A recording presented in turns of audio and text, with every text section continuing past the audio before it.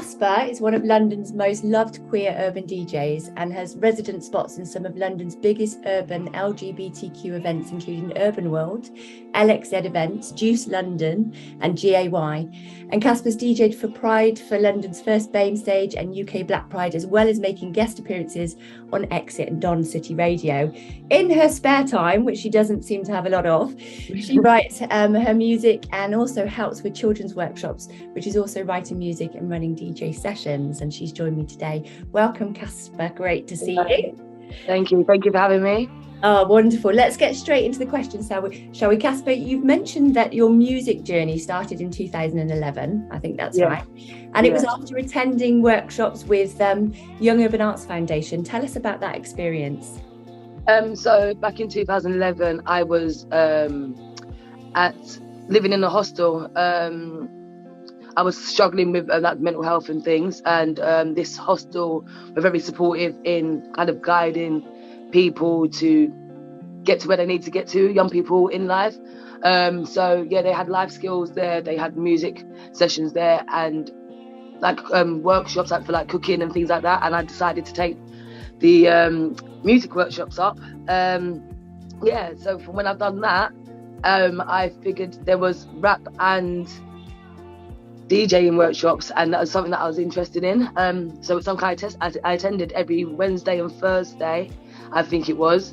And there was also times when, because I was suffering with mental health, there was times where I wasn't able to come out my room. But then the tutor at the time would literally call up to my room, Kayla, you got to come downstairs, come on, write some lyrics, let's do some music, let's be creative, don't be in your little bubble kind of thing. That helped a lot. And it's a big discovery and very much needed a discovery at the time. Beautiful. That sounds amazing. I love that personal interaction with the tutors as well, to say, okay, I get where you are at in your life at the moment, but let's try and encourage you and gently coax you out. So on that note, obviously you mentioned your mental health and that your mental health was suffering at the time. What, if you don't mind me asking, do you think was behind the decline in your mental health, and how did that transition into the music industry sort of help you with that? Okay, in a nutshell, I'll try not to go too deep into it, but I got diagnosed with anxiety and depression age 14. My childhood wasn't the best of childhoods. Quite traumatic, kind of dysfunctional family. My mum was alcoholic and epileptic. I was a carer from age 11. I helped look after my little brother, but then there was 3 times before the age of 19 that I was a victim of sexual assault. That had a great impact on who I was, had a massive impact on my anger, my mental health, and I was just literally all over the place. As much as I had everything bottled in, I didn't understand how to release and let go of that. So I was either fighting, I would say self-harm in different ways. So it could be anything, to physically self-harming, to drinking, to not looking after myself, doing silly things. But then music, especially the writing, was a huge release for me. Opened me up to realise feelings that I didn't understand before. Even certain ways we used to open up our minds for certain workshops and write down certain words that you didn't realise that you was feeling, to help you write that track, to then know that, okay, I wrote this track now, and this is something that people actually want to hear. It's something about myself, and that sense of achievement after you've done that.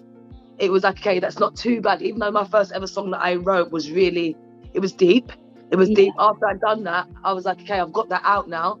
I can almost be me. And so everything after that was a little bit more happy.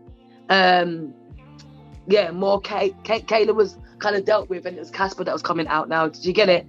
And then that's where the DJing came from as well. Just able to, knowing that I was able to express myself creatively through music, and knowing that I didn't have that before. So that was a nice feeling altogether. That's so beautiful. I love that. It's such a great way of release, to be able to write things down when you've been holding it such a long time. So I can imagine that was a really, really powerful thing.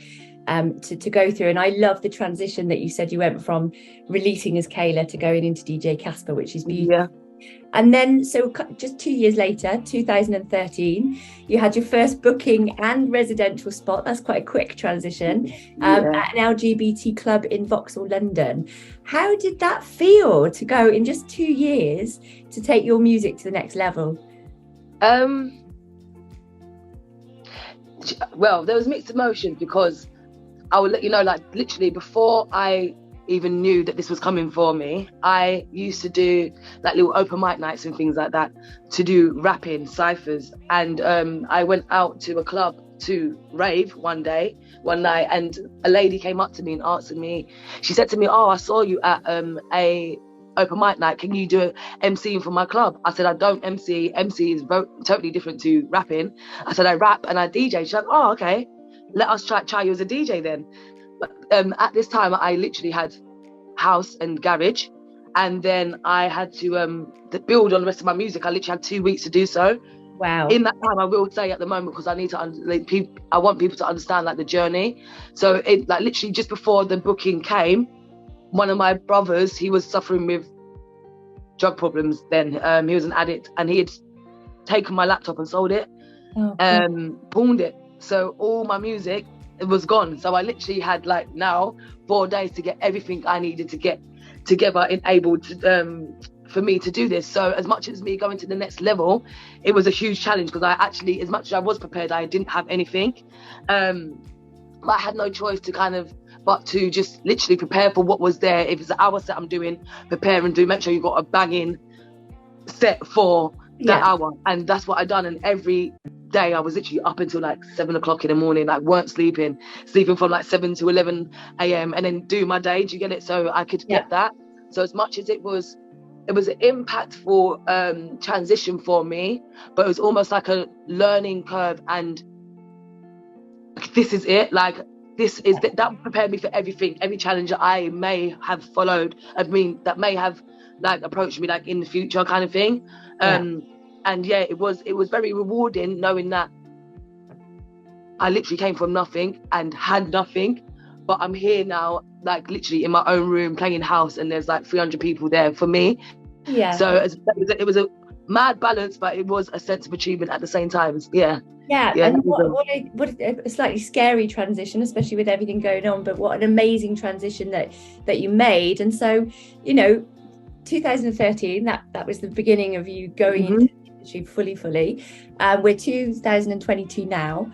What's the most impactful gig that you think that you've done so far, and why would that be? Tricky one, I know. You know what it is? I will say, and I'm not sure if it's just me that feels like this, but if you're growing in whatever career you're doing, surely everything that you do should be the most impactful. Do you get it? So I would have said this time 2 years ago that it was UK Black Pride, because as a queer person of colour, I represent for my queer people, do you get it, and my black people. So the fact that Lady Phil allowed me to get a DJ there, and I've rapped there as well, like in front of how many people, that was a massive achievement for me. As Kaspa, this is my platform, these are my people, do you get it? And then a year after that, I got London Pride, which is even more big as a person of colour to get London Pride, because it's not easy at all. So that was huge. And like certain people that we got to meet, Sunita, Stephen Amos, like I've met General Levi, like around the Pride, and that's, I'm like, this is massive. Like they're quite big people. Norna Gow, that literally people that I'm like, I've looked up to kind of thing. And then this year I got to do the Meltdown Festival for Grace Jones. So that was huge. So didn't get to meet her, but that was huge. I was like, Grace Jones, like I'm just Kayla, but obviously I'm not just Kayla, I'm also Kaspa. Do you get it?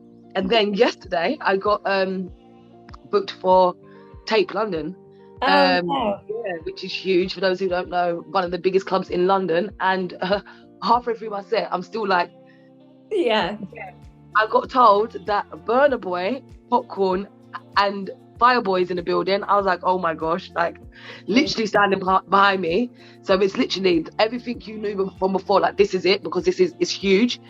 I say that I forgot last year I met Kalani as well. Kalani was at the other rave. So there's been so many, but I also know where I want to be. Yeah. So everything that I do is a greater impact than the time before. Even if it's the fact that someone's told me to do reggaeton when I'm doing house. Do you get it? That's impacted me because I've had to now cater for everything impacts me, and I just take everything as it is, ready for the next one. If that makes sense? Yeah, no. So I guess the answer to that question then is the most impactful gig is the next one, and the next one, and the next one, and the next one. That's how far we go. And I love that, because that means that, you know, literally the sky's not even the limit. Do you know what I mean? Which is really exciting. It's really not. So, I mean, obviously everybody will be realizing that you are super busy from all of the things that you just previously mentioned, but you also do a lot of work with children. Why is it for you? And I think we've kind of got a little bit of the answer in your previous questions, but why is working with young people so important to you?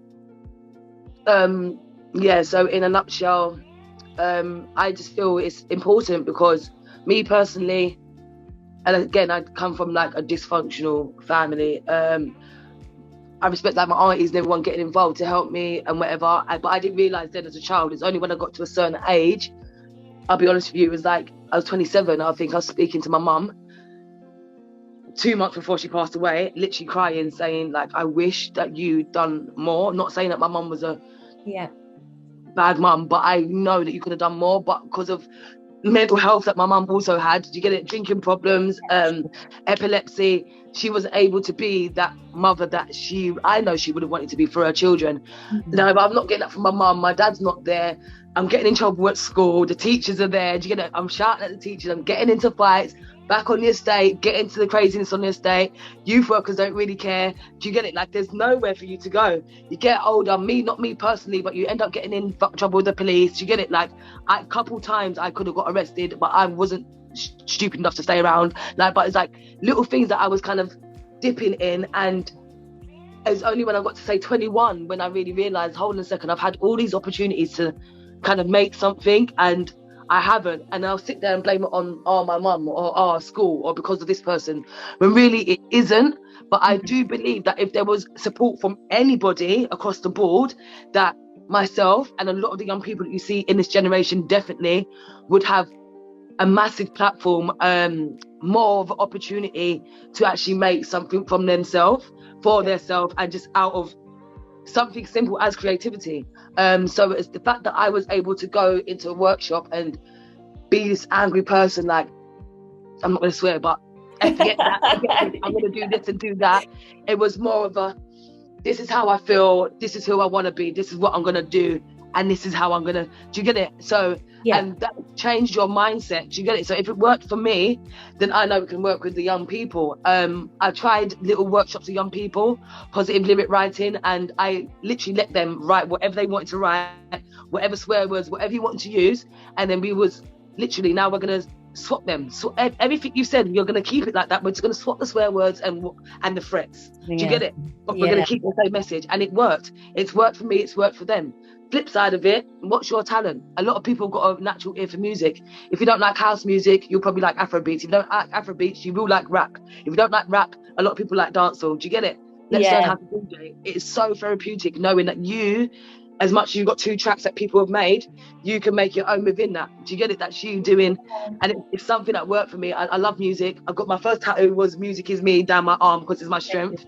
Do you get it? So it's just something, if it's worked for me, then why not try and see if it would work for the younger people? I think it's really important. And where I'm someone that's able to kind of express myself and be there, like, I don't mind being that role model. Let's go. Do you get it? I don't mind.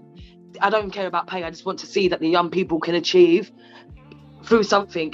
I also do football coaching, which I kind of need to get into again for fitness, but any avenue, just to know that that child has got that role model. It doesn't have to be a parent. Like I said, it doesn't have to be a teacher.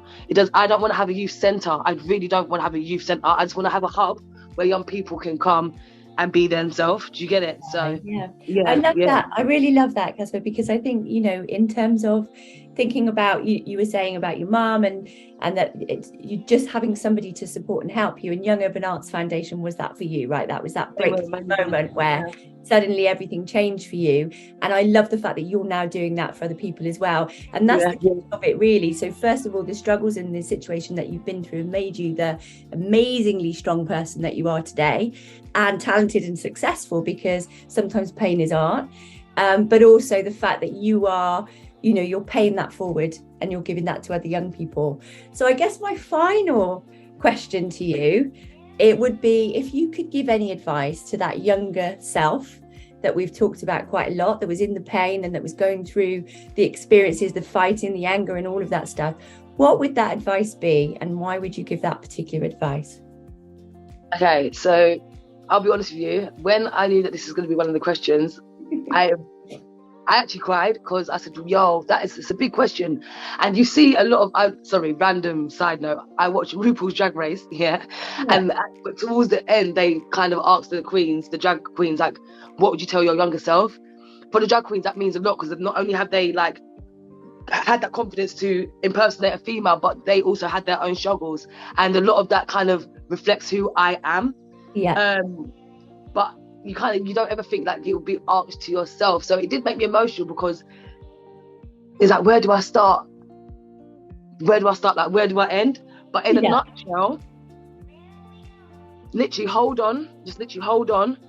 Don't question too much that you don't understand, because that will make you worse if you can't get the answers. Do you get it? And just really stay focused. Like, find something positive that holds you.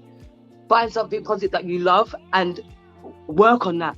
Do you get it? Whether it's the fact that whether it's art and you like painting, hold that. Whether it's music and you like singing and rapping, hold that. If it's football, like, hold that, because there's gonna be a time when, this is it. Like, it will make me emotional. There'll be a time when you don't have anything in life, and that's the only thing that holds you. There's been many times when I've said to people, like, I don't have.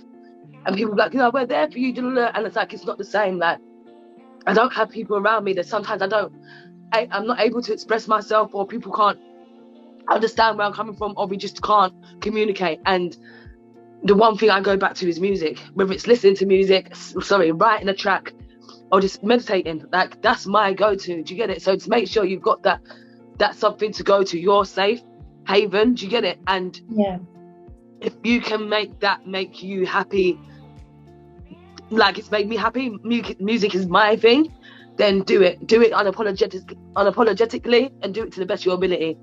And make sure you've got people around you as well that are on the same wavelength. No point having someone that's on a 5 if you're on a 10, and that's no disrespect to anybody around you. You definitely need the same energy levels around you for you to feel more normal in your realm. Do you get it? But just stay focused, hold on to something, and just live it well, and don't question anything you don't understand, and hold on, literally. That's so beautiful. It's actually given me goosebumps and made me feel emotional, seeing how emotional you are about it. It's beautiful. It's so beautiful, and what a perfect note for us to end the interview on. And that advice to your younger self can be advice to any other young person who's out there who's going through the same or similar situations to what you've gone through.